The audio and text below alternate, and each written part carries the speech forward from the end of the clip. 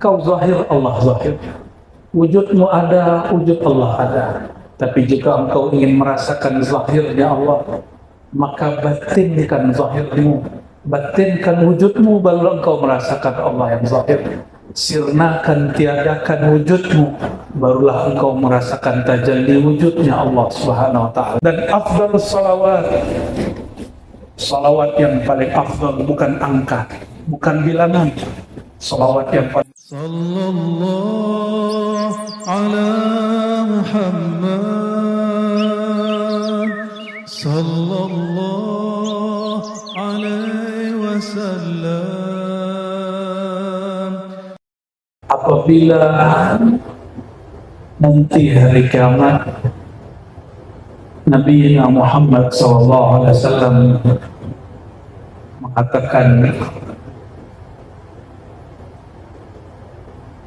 orang-orang terbaik, orang-orang terdekat, aulakum aqrabukum ilayya, orang-orang yang paling dekat kepadaku nanti di hari kiamat, di saat semua orang panik, semua orang ketakutan, semua orang gelisah, semua orang tidak ada yang merasa aman. Siapakah yang paling dekat, paling aman? Aktsarukum sholatan alayya, orang yang paling banyak sholatan. Sholatan dapat diartikan sholat ataupun bersolawat. Namun kata sholat bagi ahli syariat diartikan dimulai daripada niat takbir, diakhiri dengan salam. Namun ahli thariqah mengartikan sholat bilangan sholat dan bilangan sholawat. Maka banyaklah ijazah-ijazah mursyid, habaib, para kiai, para tuan guru, mereka mengijazahkan salawat 313, salawat 400 kali, salawat 1000 kali, 70.000 kali. Itu secara ilmu thariqah. Masih ada angkanya, masih ada bilangannya, zikirnya masih berbilang. Maka bagi ahli thariqah, orang terdekat kepada baginda sallallahu alaihi wasallam, orang yang paling banyak bilangan zikirnya. Ternyata sahabat-sahabat pun melakukan itu.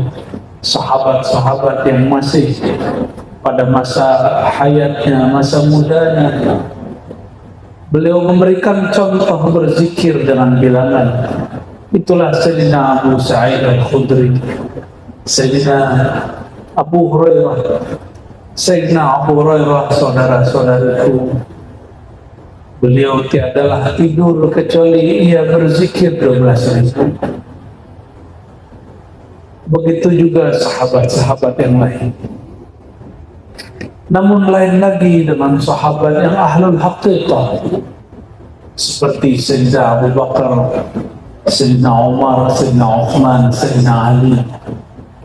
Ketika Sayyidina Ali bertanya kepada Rasulullah SAW, "Ya Rasulullah, dullani ala aqrabi turuq ila Allah." Wahai baginda, tunjuk ajarlah aku jalan terdekat menuju Allah, jalan paling cepat, paling pendek menuju Allah Subhanahu wa ta'ala. Lalu baginda SAW mengatakan, wahai Ali, jalan terdekat kepada Allah adalah zikrullah. Bagi ahli tarekat diartikan zikrullah, zikir bilangan angka. Tapi bagi ahli haqiqah, zikrullah itu mengenal yang disebut, mengenal yang diingat. Lain dengan ahli ma'rifat, ianya memandang kepada yang punya nama, memandang kepada zat yang punya nama, kepada sifat yang punya nama, kepada perbuatan dan gerak yang punya nama. Lain jalan, lain yang dirasa, lain tingkatan, lainlah azwaq dan rezeki yang Allah beri. Malam ini mungkin kita sama-sama duduk, tapi saat bersolawat rezeki, nikmat, zauq yang Allah berikan lain. Itulah kayanya Allah Subhanahu wa ta'ala. Maka saudara-saudariku,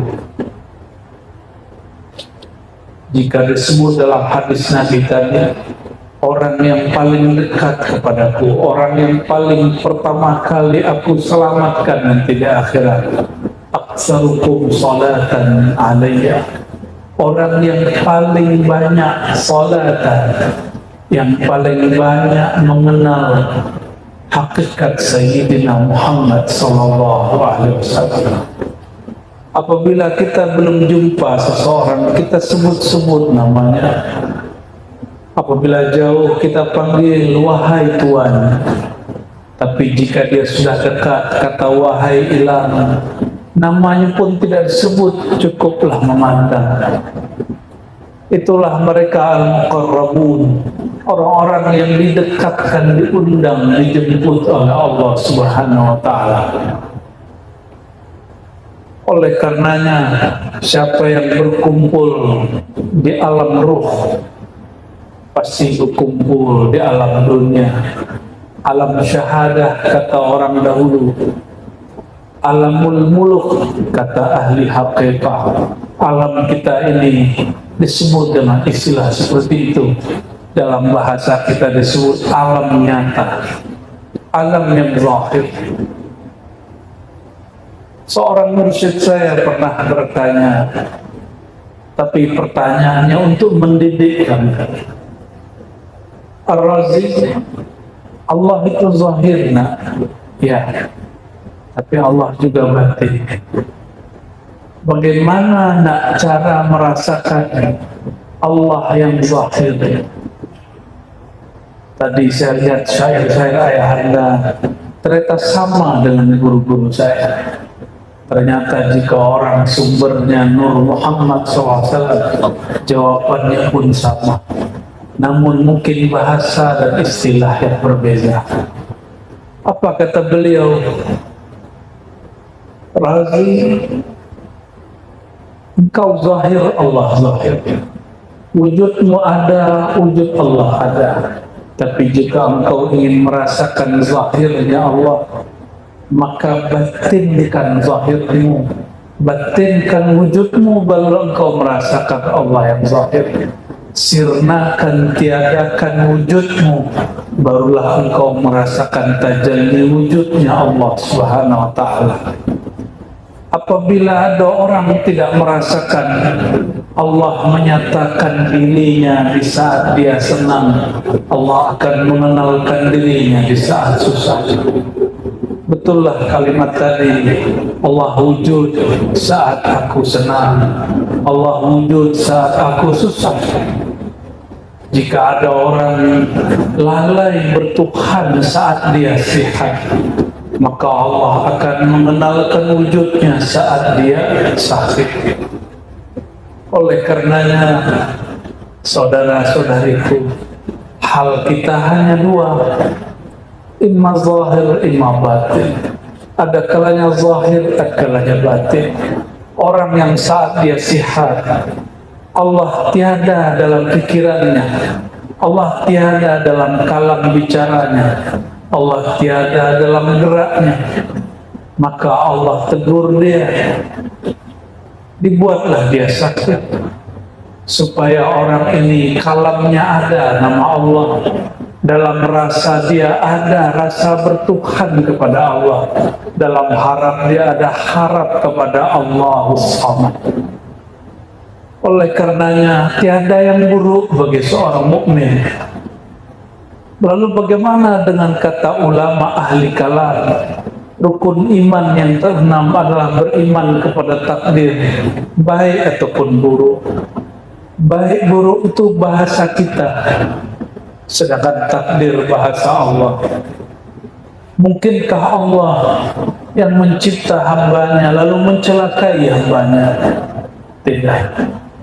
Sebaik-baik waktu hamba adalah saat si hamba ingat kepada Allah. Sebaik-baik, sejaya-jayanya insan di saat hati dia terhubung kepada Allah. Maka entahlah dia sakit, entahlah dia sehat, tidak penting bagi Allah. Yang penting dia ingat kepada Allah. Jika dia sihat ingat Allah, Allah kekalkan sihatnya. Jika sakit menambah dia ingat Allah, Allah tambahlah sakitnya. Tapi masih sakitkah orang sakit jika nama Allah mengalir dari lidahnya? Jika nama Allah bercahaya di kalbunya? Masih sihatkah orang yang sehat jika nama Allah tiada kunjung keluar dari lisannya? Jika sifat Allah tiada pun dia rasa, maka orang sehat dia panik, kepala dia sakit memikirkan dunia. Taiba abdud dinar, badan dia sehat tapi jiwa dia lelah, jiwa dia sakit karena dia cinta kepada dunia. Fi qulubihim marad, di kalbu mereka ada penyakit. Maka tuan-tuan, puan-puan, jangan mengeluh jika ada sakit, panggil namanya. Tadi saya senang ada syair hu Allah. Itulah syairnya, itulah nafasnya hayat manusia. Apabila dia sakit dia mengatakan betul tak? Itu bunyi nafas dia. Siapa yang berkalam begitu? Para masyayikh kita dari masa ke masa, mursyid dari masa ke masa mentalkinkan zikirhu Allah. Tidak usah kemudian sakit kepala memikirkan dalilnya sudah dihafal sedari kecil. Qul huwallahu ahad. Jika ada orang bertanya, kita tidak usah berdebat lagi dengan Wahabi, cukup berdebat dengan diri sendiri. Kenapa kalbu ini susah mengingat ilahi? Hati keras kalau suka berdebat dengan orang, walaupun kita benar, tapi benar itu milik Allah Subhanahu wa Ta'ala. Maka tuan-tuan yang makan Allah, inilah asrar kenapa baca qul huwallahu ahad sama dengan sulutul Quran, sepertiga Quran. Karena sir asma Allah tertulis mulai dari kalimat hu Allah ahad. Itu sudah 3 dan mencakup semua nama Allah yang ada di Quran. Baru diturunkan Allahus Samad dan lain sebagainya. Allahumma sholli ala sayyidina. Maka siapakah orang yang paling berbahagia? Man as'adun nas. Imam Al-Ghazali menulis kitab khusus kecil setelah diringkas oleh Syekh Amin Al-Kurdi, tapi dalam bahasa Persia dia sangatlah tebal sampai 1000 halaman, berjudul Kimia Sa'adah. Apa kata beliau? As'adun nas a'rafuhum billah. Orang paling bahagia, orang yang paling kenal Allah, sumber bahagia, asal bahagia. Namun karena Allah tiadalah bertempat, Allah tiadalah berjarak, maka Allah berilah kita hijab kedekatan, hijabul qurbah. Itulah Sayyidina Muhammad sallallahu alaihi wasallam. Maka kepada Allah mesti berhijab. Hijab kita adalah Sayyidina Muhammad sallallahu alaihi wasallam. Hijab nur namanya. Datanglah kepada Allah dengan hijab nur. Tapi tidak sedikit orang tersadarkan dengan hijab zulumat. Betapa banyak orang sadar saat dia maksiat, tidak sadar saat maksiat, dia sadar setelah maksiat. Dan tidak sedikit juga orang taat dia sombong. Tidak sedikit orang yang sholawat merasa lebih suci daripada yang tidak sholawat. Betapa banyak orang bertorekot merasa torekotnya lebih mulia dan torekot yang lain. Hijab nur. Tapi dalam nur itu hati-hati, ada kegelapan. Sebagaimana dalam kegelapan itu ada nur. Kecuali nur baginda Nabi Muhammad SAW. Hijabnya dengan Allah. Fakana qaba qausaini aw adna. Hijabnya hanya seperti seakan 2 busur panah saja. Artinya antara baginda dan Maulana Allah Taala pun masih berjarak hijab. Itu bukanlah jarak jisim, jarak tempat. Itu jarak dalam pengertian zauq. Jika dia tidak berjarak dengan Allah, maka Sayyidina Muhammad SAW akan disembah orang. Maka perlu dah dia dihijab. Satu kali munsyidah di kota Madinah bersyair, penasihat perempuan. Mungkin belum ada munsyidah perempuan. Di masa Rasulullah ada penasihat perempuan, munsyidah. Mereka bersyair, tetapi syairnya sudah mulai menzahirkan yang ayahanda sebut sisi ketuhanan dan kehambaan. Kehambaannya hilang, malah ketuhanan yang muncul. Apa kata mereka, para munsyidah di zaman Rasulullah SAW? Di Sahih Bukhari disebutkan, para perempuan itu mengatakan, Fina nabiyyun ya'lamu ma fil ghad. Bersama kami ada seorang nabi yang tahu masa depan. Kalam ini secara hakikat sahih, tapi secara adab ma'rifat baginda sallallahu alaihi wasallam melarang itu. Maka kam min haqiqatin yukhaliful ma'rifah, kam min haqiqatin tukhalifu adab al-arifin. Betapa banyak hakikat jika dizahirkan dia akan melanggar adab-adab ahli ma'rifat. Wa sayyidul arifin Sayyidina Muhammad SAW, dan penghulu dari semua orang yang arif adalah Nabi Muhammad SAW. Apa kata beliau? Beliau menegur dan melarang para penasihat munsyidah perempuan, penyair Madinah, janganlah kalian ulang kalimat itu.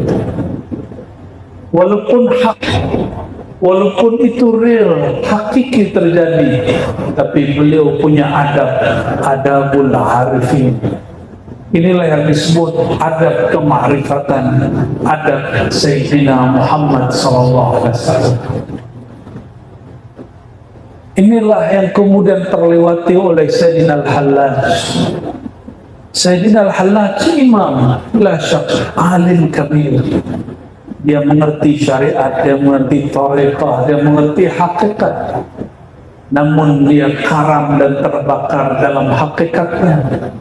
Sehingga gurunya yang ahli adab, ahli ma'rifat, Sayyidina Junaid al-Baghdadi mengatakan, Ya Hallaj, ya Aba Mansur, la yaqta'uka illa dam. Yang dapat menghentikan engkau hanyalah hukum darah, hukum kematian. Kenapa? Karena kasfu sirrul rububiyah kufrun. Engkau telah menebar rahasia rububiyah pada dirimu. Maka benarlah kata seorang syekh namanya Suhrawardi Al-Maktul. Apa kata beliau? Syaribna fabuhna fastubihat dima'una. Kami meneguk arak ma'rifat, kami meneguk khamar ma'rifat, maka kami jadi mabuk, kami menjadi memelantur, kami bersyatahat.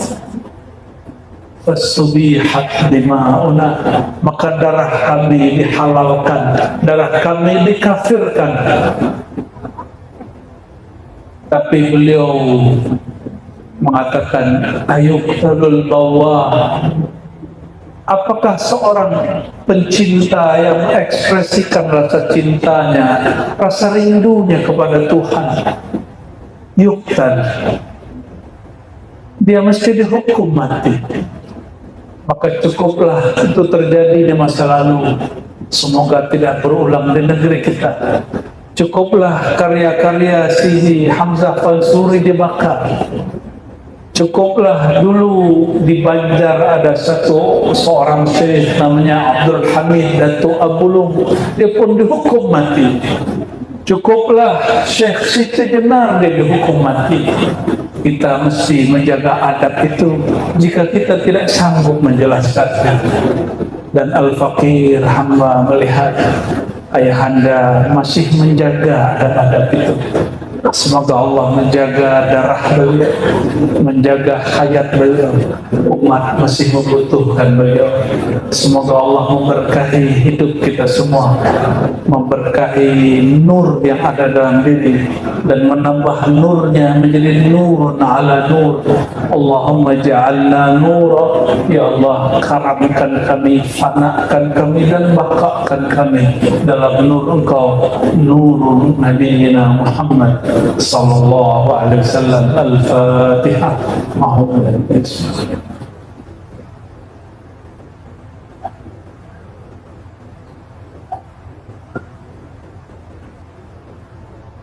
Barangkali itu ayahanda. Semoga ini cukup. Masya Allah. Mungkin sambung sikit. Mau sambung apa lagi? Kalau boleh saya sebut ayahanda ini Hamzah Fansuri zaman sekarang, karena syair Melayu dilanjutkan oleh ulama-ulama Melayu, tapi tidak ada yang semasuk Syekh Hamzah Fansuri kecuali Raja Ali Haji, Kerajaan Lingga, Kepulauan Riau. Beliau berdua pun, Raja Ali Haji Naqsyabandi, sedangkan Sidi Hamzah Fansuri beliau Qadiri Khalwati. Beliau seorang yang berqadiriyah, dan beliau pun menulis buku yang hampir sama juga judulnya dengan buku ayahanda. Ya. Beliau punya buku Syurbul Muntahi, minuman untuk orang yang sudah sampai di ujung jalan. Orang yang sudah usul, hidangannya lain dengan orang yang belum usul.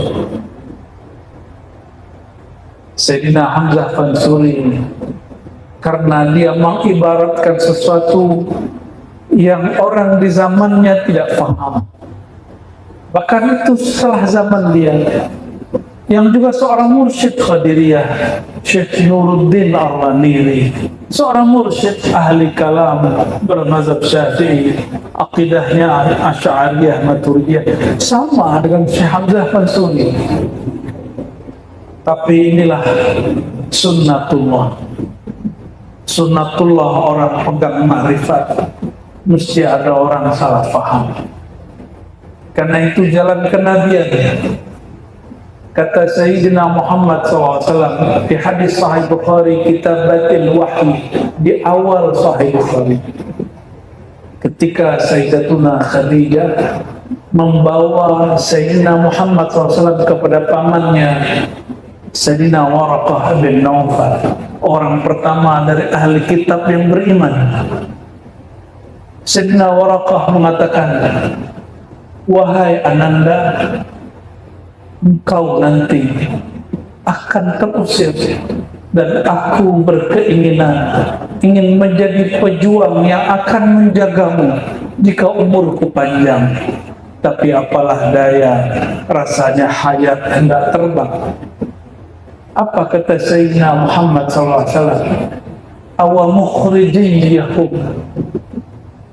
apakah umatku, rakyatku, bangsaku, saudara-saudaraku di Mekah akan mengusir aku, akan memfatwa sesat aku? Apa jawaban Sayyidina Waraqah, ahli kitab pertama yang masuk Islam yang beriman? Apa kata beliau? Inilah jalan orang yang didatangi oleh namus. Namus adalah Sayyidina Jibril. Semua para anbiya mengalami itu. Maka benarlah kata guru-guru kami sedari dulu, kamu belumlah benar mencapai nur kasih Allah, nur walayah, sampai engkau dikafirkan 12.000 orang. Ya. Engkau dikafirkan 12 kampung. Itu sunnatullahnya. Tapi saya berdoa semua berkah salawat ayahanda dan semua keluarga besar beliau ini Allah jaga. Amin ya rabbal alamin. Mungkin orang-orang yang suka kafir-kafirkan atas nama ahlu sunnah, atas nama akidah yang sahih, hati dia ingin memurnikan agama, tapi dia lupa, dia ingin memurnikan orang, tapi dia tidak memurnikan dirinya sendiri. Dia sibuk dengan orang, dia tidak sibuk dengan batinnya sendiri. Dia tidak mengamalkan wa fi anfusikum afala tubsirun. Kenapa kau sibuk memandang orang, tapi kau lupa memandang dirimu? Inilah yang terjadi. Maka tuan-tuan, puan-puan, apabila ada di sosial media satu ayat dibuka tentang seorang muslim, kiai, ustaz, tuanku, tuan guru, syekh, langsung skip. Jangan ditonton, jangan didengar. Kenapa? Mendengar ayat sesama muslim itu bagian dari kemunafikan. Sibabul muslim fusuq, mencaci muslim, sesama orang beriman, sesama orang Islam, itu kefasikan. Dan fasik itu adalah ruhnya nifaq. Fasik itu ruhnya kemunafikan. Maka orang munafik itu dia sudah membatinkan kekufuran. Dalam kekufurannya masih ada lagi yang batin, namanya fasik. Na'udzubillah, summa na'udzubillah. Ini yang dikatakan dalam Al-Quran yang tadi juga kita baca. Fi qulubihim marad. Di hati mereka ada penyakit, tapi dia tidak tampak. Penyakit di hati, penyakit di jantung tampak tak? Bagaimana cara mengetahui di dalam livernya ada penyakit? Di dalam ususnya ada penyakit, bagaimana caranya? Mesti datang ke dokter, datang ke hospital, masuk lab. Betul tak? Lalu apalagi jika penyakit itu penyakit yang khafi.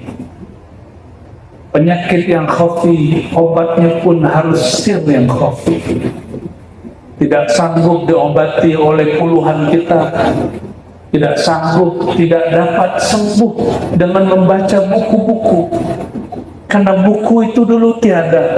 Rasulullah SAW mengobati manusia dengan Alkitab. Alkitab jangan dibayangkan buku yang sudah dipublish, yang dicetak hari ini. Itu kertas, bukan Alkitab yang dimaksud. Alif Lam Mim, dzalikal kitab la raiba fihi. Orang-orang berpikir Alkitab itu lembaran-lembaran mushaf. Bukan. Alkitab itu yang turun ke dalam dada baginda Nabi Muhammad SAW. La raiba fihi, dia tidak ada keraguan. La raiba fihi, padanya Alkitab dan pada tempat wadah Alkitab. Di manakah wadah Alkitab? Fuadnya baginda Nabi Muhammad SAW. Sebagai disebutkan Quran, qalbunya baginda SAW. Sayyidina Jibril mengaktifkan kembali fuad dan qalbu Sayyidina Muhammad SAW. Tapi entah siapa yang mengaktifkan, entah siapa yang diaktifkan. Entah Sayyidina Jibril yang berburu, entah Nabi Muhammad yang berburu, entah mereka saling berburu. Allahumma salli ala Sayyidina Muhammad. Lalu kalimat ujungnya hudan lil muttaqin. Dalam terjemah biasa, petunjuk bagi orang bertakwa. Itu terjemah biasa, terjemah syariat. Tapi terjemah secara ahli rohani. Hudan di situ syifa. Muttaqin, Nabi SAW mengatakan orang bertakwa. Takwa itu di mana? Kopiah, baju, serban. Makanya saya lihat ayahanda tidak pusing kepala, tidak sakit kepala dengan model songkok. Kenapa? Karena hudan dan sifat tidak ada kaitan dengan songkok, dengan kopiah. Hudan itu turunnya ke dalam kalbu. Maka at-taqwa hahuna, takwa di dalam dada. Jadi jika diterjemah secara zauqiyah, itulah Alkitab yang ada di kalbu baginda SAW. Yang tiada keraguan pada Alkitab, juga tidak keraguan dalam kalbu baginda SAW. Dan pewaris-pewarisnya, hudan lil muttaqin, obat bagi orang yang sudah ada nur ketakwaan, nur Muhammad di dalam dadanya. Maka yang dapat merasakan itu hanya yang ada nur takwa, nur sholawat, nur sholat, semuanya ada di situ. Betullah hadis Nabi SAW mengatakan as-salatu nurun. Ahli fikih sering terjemah as-salatu nurun, salat itu nur. Tapi ahli marifat menerjemah bersolawat itulah nur. Kullama zitta zada nur. Setiap kali engkau tambah salawat, Allahumma salli ala Sayyidina Muhammad, Allahumma salli ala Sayyidina Muhammad, maka nur bertambah, nurun ala nur. Maka jika ingin melihat orang yang bercahaya kalbunya, carilah orang yang dalam hatinya ada nur salawat kepada baginda Nabi Muhammad SAW. Maka sholat pun tidak sah jika tidak ada sholawat kepada baginda Nabi Muhammad SAW. Maka saya tutup dengan satu hadis. Apa kata baginda SAW dalam hadis Imam An-Nasai? Hadisnya Hasan yuhtaju kas-sahih. Hubbiba ilayya minad dunya at-tib wan nisa wa ju'ilat qurratu 'aini fis salah. Allah membuat aku senang kepada dunia satu parfum, harum-haruman wangian. Nah, ini tuannya, ahli parfumnya, ahli wewangian. Tapi guru kami Syekh Amin Al-Qurdi, Amin Salim Al-Qurdi, salah satu mufti di Lebanon, berkalam waktu beliau mengkaji tentang syama'il Nabi Muhammad SAW, bahwa Nabi Muhammad SAW menyukai misik, kesuri. Apa kata beliau?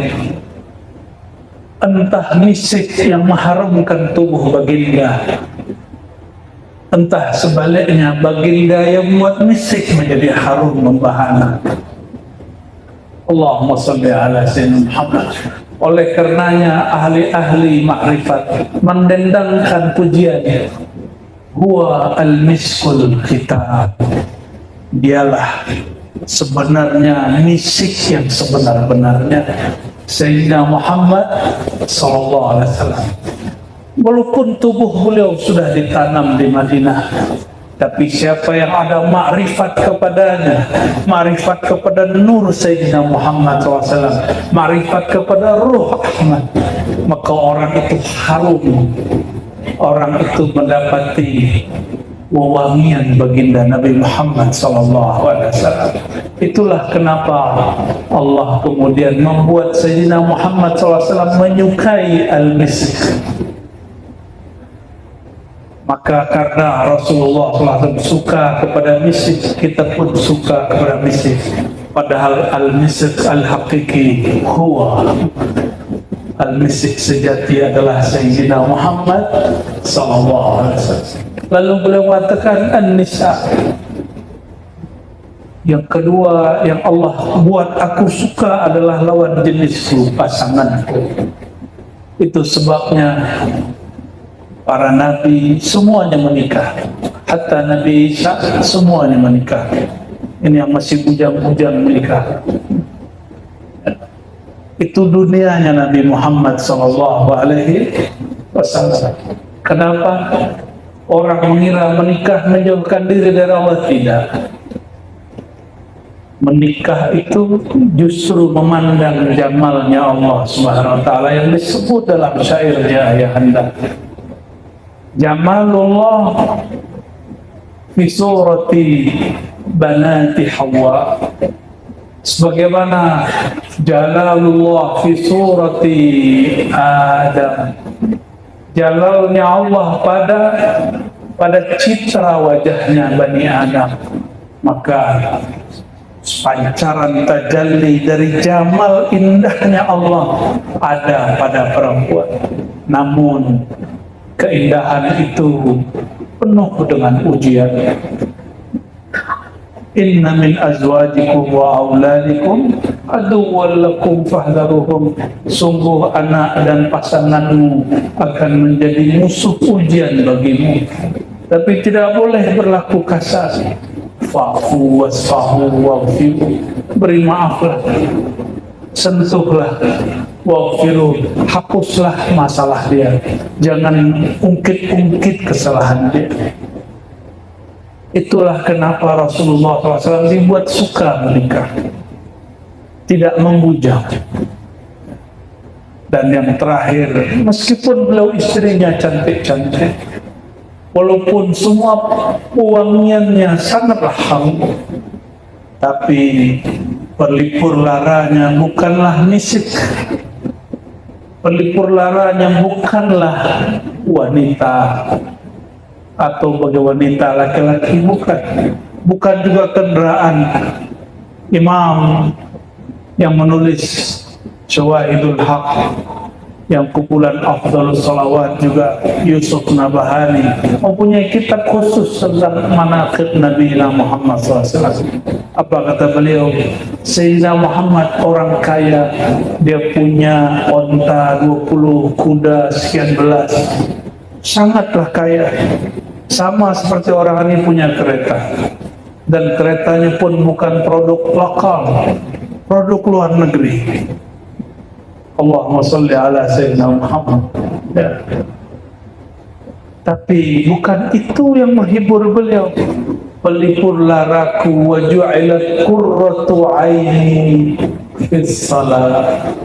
Allah jadikan pelipur laraku di dalam, kata ahli syariat, sholat, tapi ahli ma'rifat mengatakan as-salawat. Itulah makna daripada sholat. Jadi sholat dalam bahasa Arab lafzun mushtarak, kalimat yang mengandung dua makna. Ialah sholat, ialah salawat. Maka kita sebut salawat dalam bahasa Arab salati. As-salatu wassalamu alaika. As-salatu bukan salat aku, tapi salawat aku. Oleh karenanya, jika ingin, wahai tuan-puan semua, saudara-saudariku, ingin membuat bahagia baginda, aksirus salata alaih, perbanyak salawat kepadanya. Dan afdalus salawat, salawat yang paling afdal bukan angka, bukan bilangan. Salawat yang paling utama, salawat orang yang mengenal siapa yang dia salawati, yang merasakan hadir balasan dari zat yang dia salawati.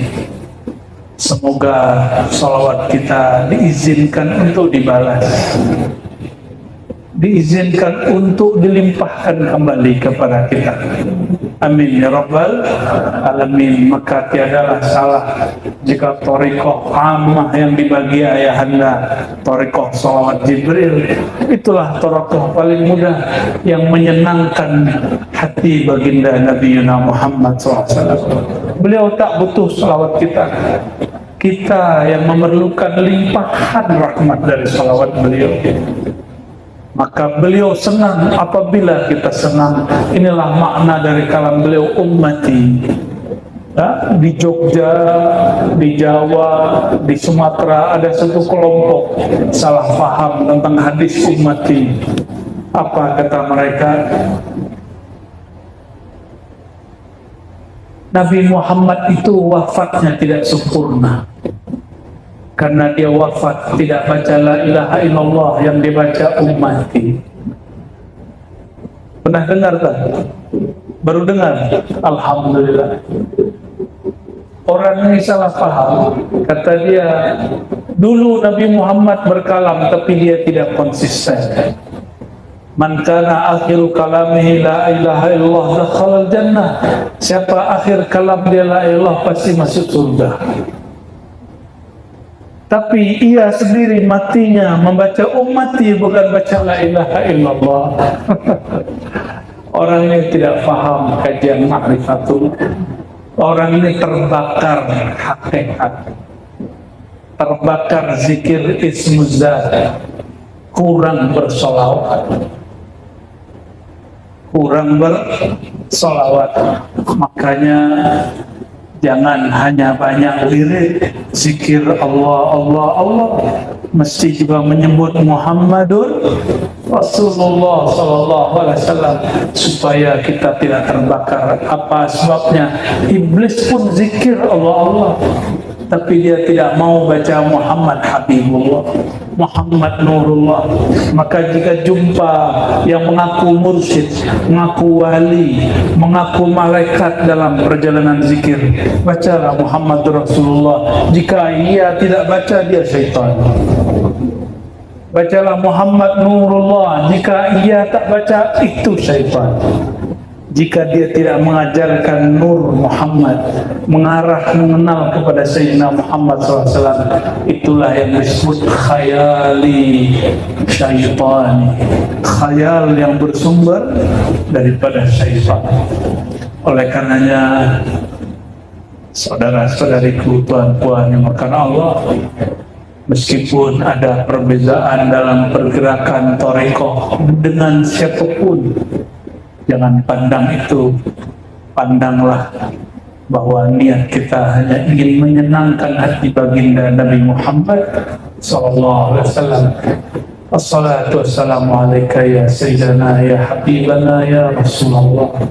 Semoga salawat ini sampai juga kepada engkau, wahai ruhani baginda. Nasihatlah kami, wahai baginda. Dan katanya, uridat alayya a'mal ummati, engkau mengatakan semua amal umatku telah diperlihatkan kepadaku. Wahai baginda Rasulullah, wahai ayahanda rohani kami, saksikanlah kami bersalawat kepada engkau. Assalatu wassalamu alaika ya sayyidana ya habibana ya aba arwahina ya Rasulullah. Allahumma salli ala sayyidina wa ala ali sayyidina Muhammad. Saya rasa cukup bayanda ya. Semoga Allah ridha kepada kita. Ilahi anta maksudi wa ridha matlubi. Assalamualaikum warahmatullahi wabarakatuh.